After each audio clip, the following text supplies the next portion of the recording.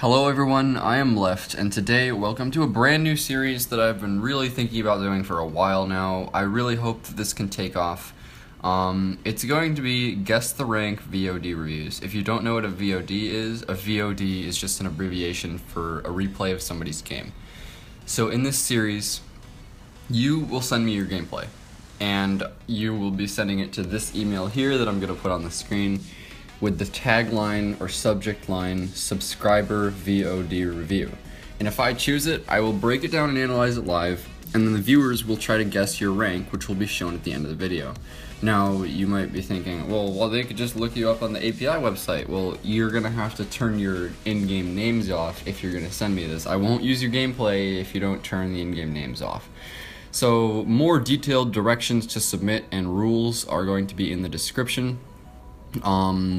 So yeah, I hope this series can be a really good learning experience for those on the screen, those who I've actually chosen to coach one-on-one live, and those watching as well.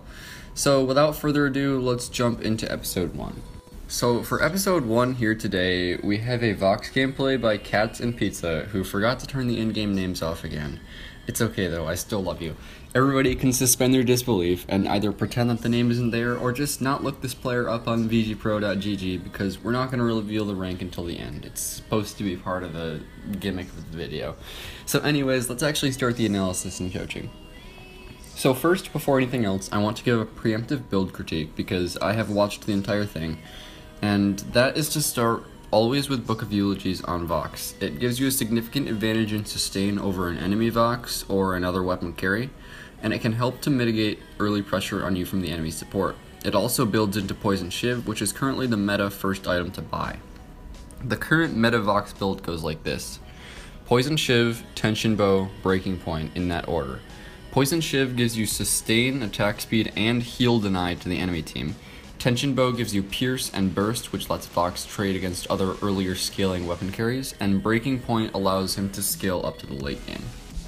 So what I have here is I have timestamped notes for different times in the video that I was sent here today. We're probably just going to jump cut around to each one because this is a really long game and I don't want the video to be 30 minutes long.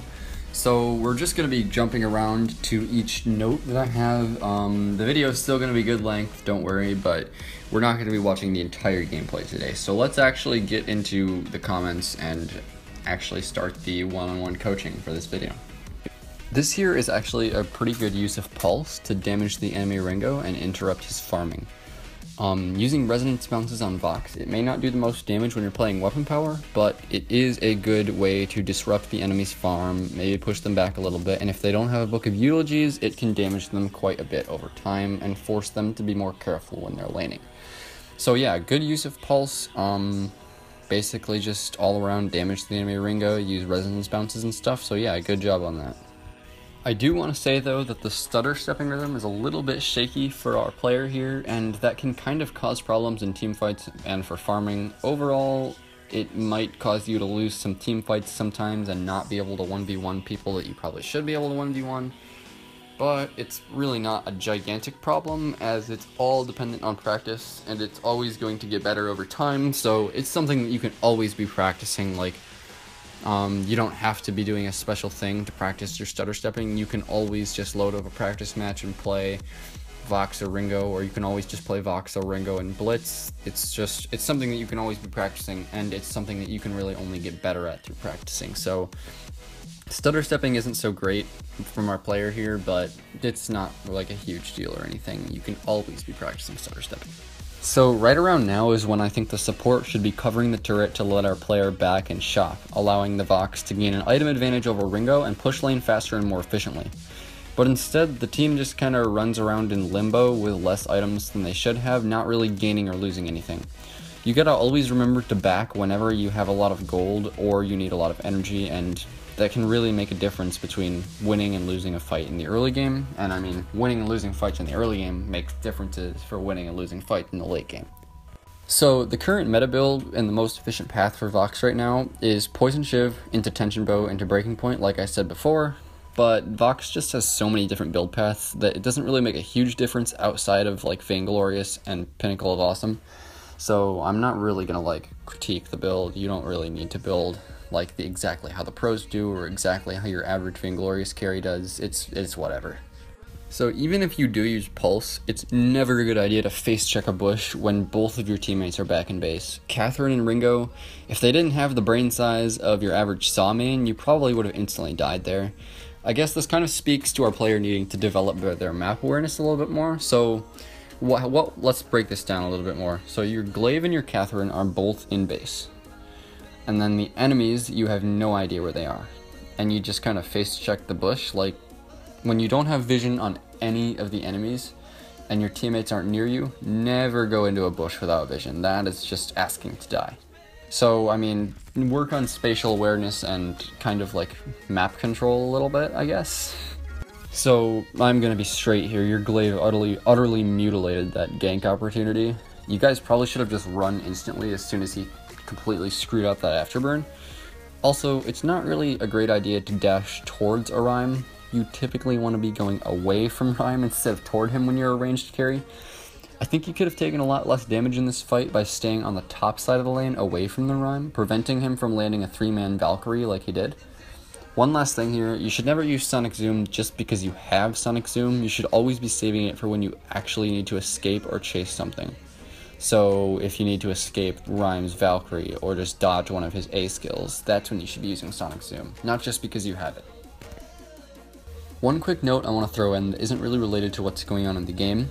Wait for it on Weapon Vox does not actually do that much damage, but that doesn't mean that it's useless. Timed correctly, that 0.7 second silence can easily win you a team fight. Look to use it when enemies are grouped up, just as you would with CP Vox. It won't do a lot of damage, but the silence effect is very, very important. Treant heals are incredibly important, and they can easily swing early game momentum, but you shouldn't rotate to steal one unless you actually have good vision on the enemies. As you see, when you ran away from the Treant, the enemies instantly rotated down as 3. If they were a little bit quicker, you probably would have been dead there. So if you're going to steal enemy jungle farm, you gotta always make sure you know kind of where the enemies are. Like in the early game, if I'm playing an aggressive jungler and I rotate to steal the enemy's middle heal camp, that's because I either know that the enemies are up in the lane, or I have some sort of an idea that one of them has backed, or they are clearing their far backs. And that's why I rotate to steal the Treant, because I have time before the enemies get back to me. Should probably be recalling right now, honestly. You'll lose a couple CS, but you'll gain all your energy back, and you'll have the wave closer to your turret so that you can farm more safely. You basically got no mobility without energy on Weapon Vox, and Vox without mobility is basically a worse version of Ringo, so yeah, you should really be backporting when you're out of energy.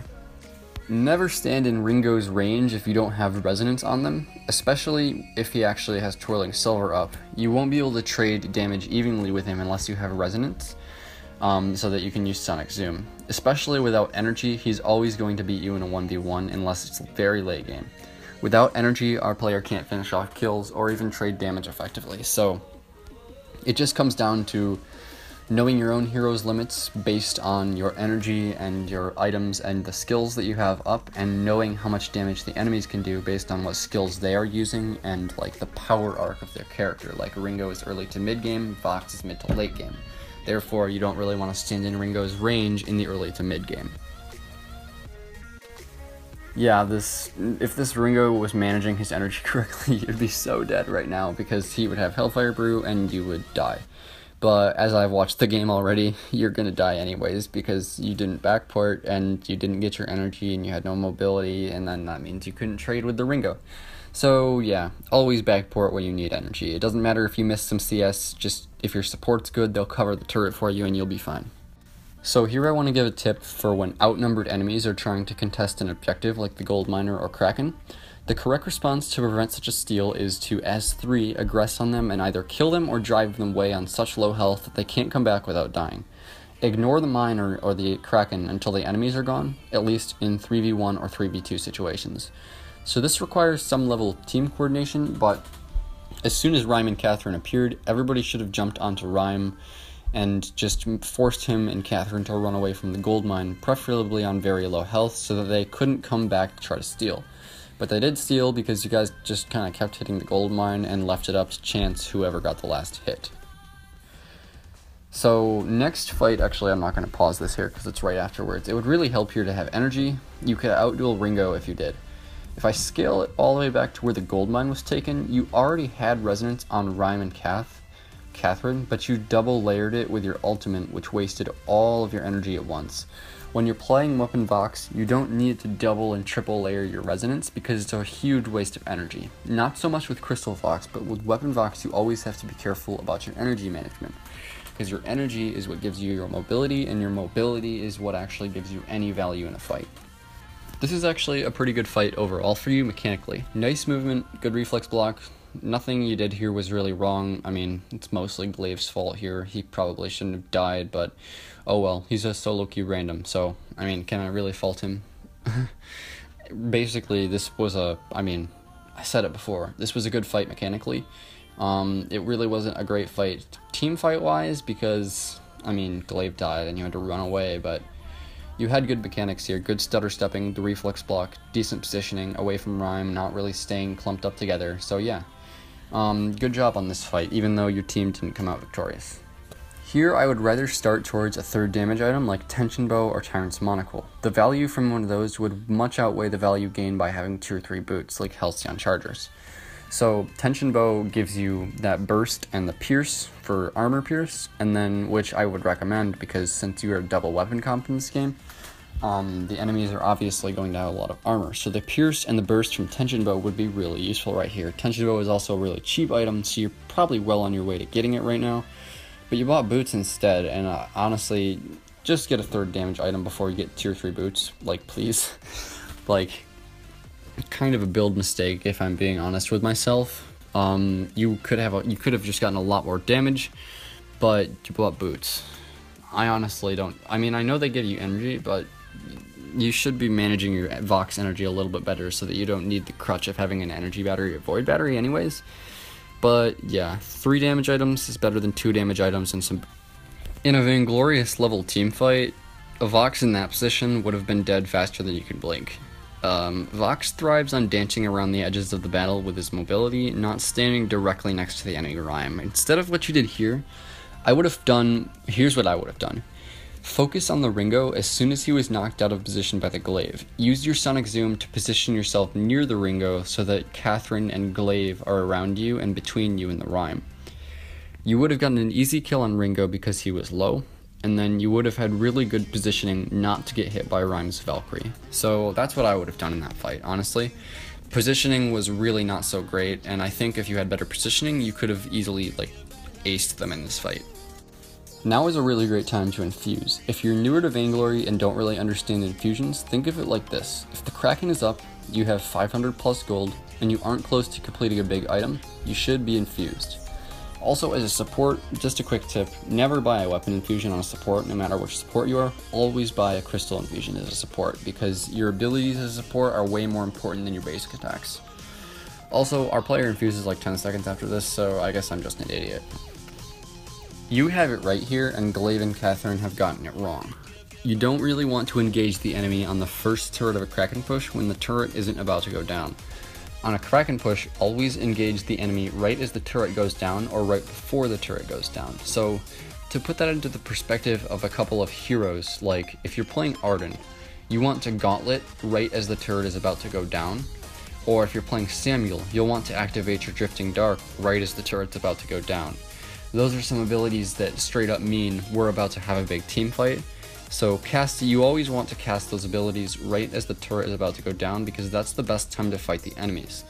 In high tiers, people will disengage as soon as the turret's about to go down because they're smart and they know how the enemy team works.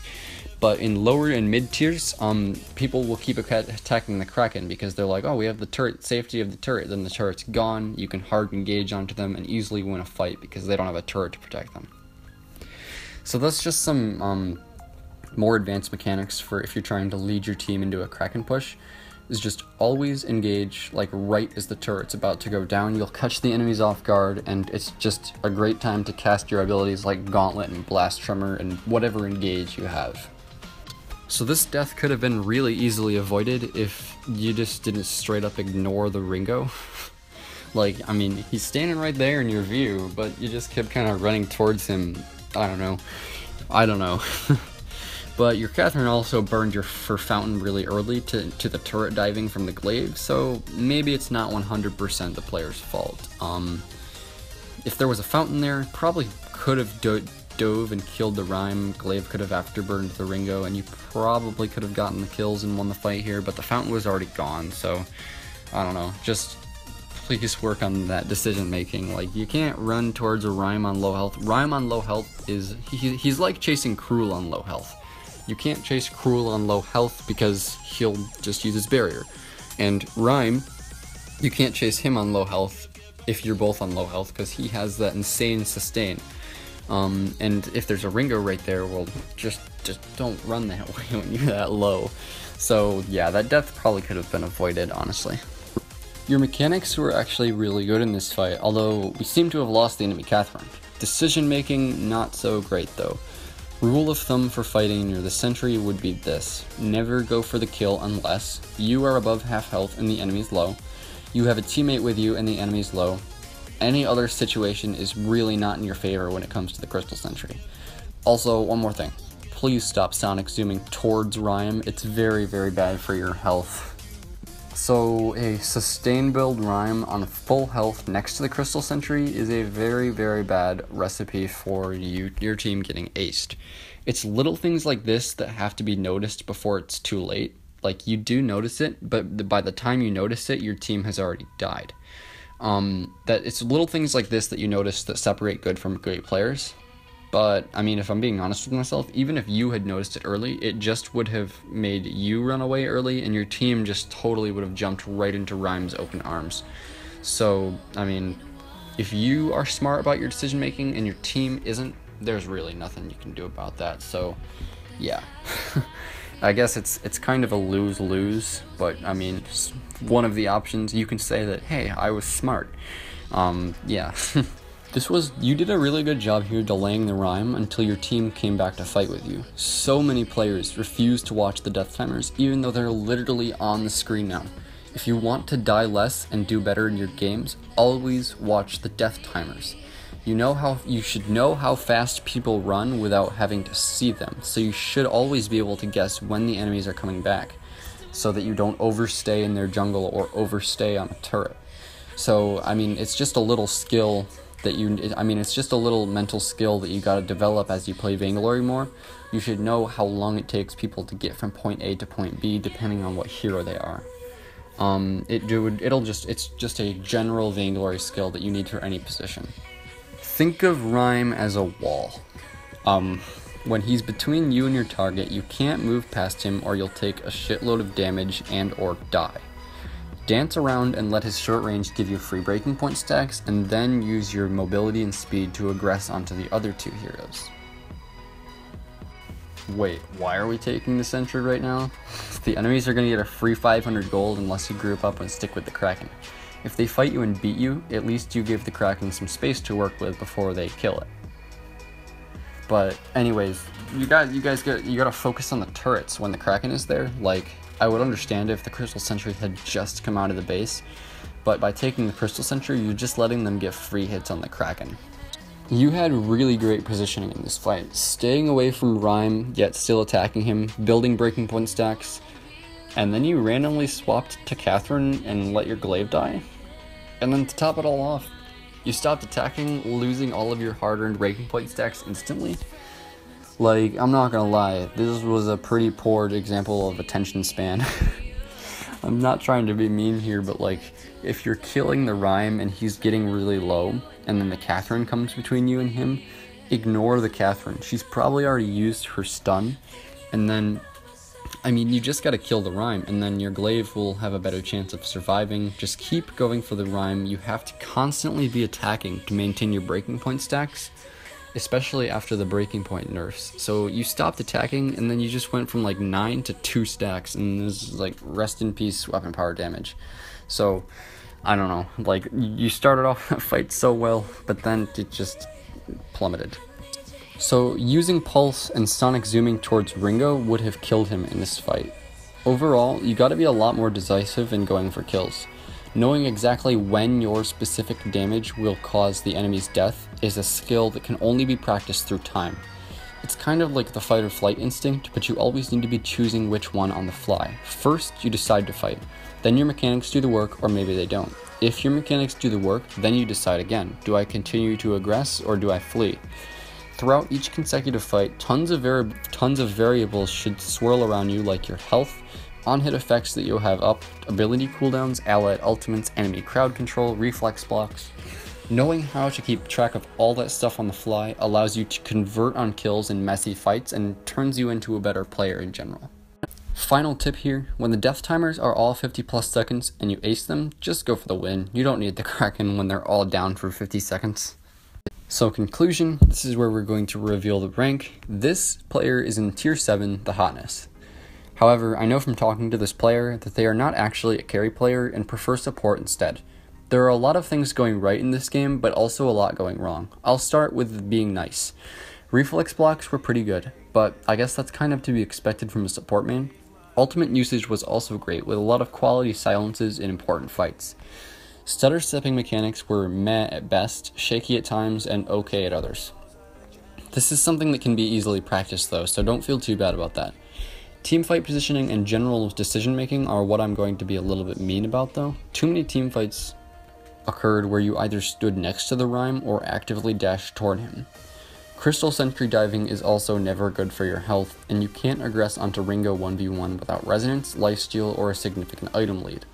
Lastly, target selection and focus. Your attention span in the team fight was like mine in like 5th grade, but I can't judge you because I used to do the same thing, just attacking whatever was closest to me. Also, I should note that the energy wasting early game, I can't really say anything to that other than, hey, don't try to triple layer your resonance at level 6, okay?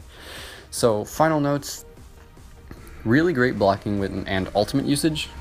Work on your kiting mechanics, work on your spatial awareness and positioning, work on your stutter stepping, and work on your energy management. So remember, if you want to be a part of this series, please send me your gameplay at the email on the screen now. If you want me to break it down, please read the rules. If it breaks the rules, there is no chance that I will pick it, and I can't guarantee that I will do yours specifically. So I hope you all enjoyed this new series, and I'll see you all next time.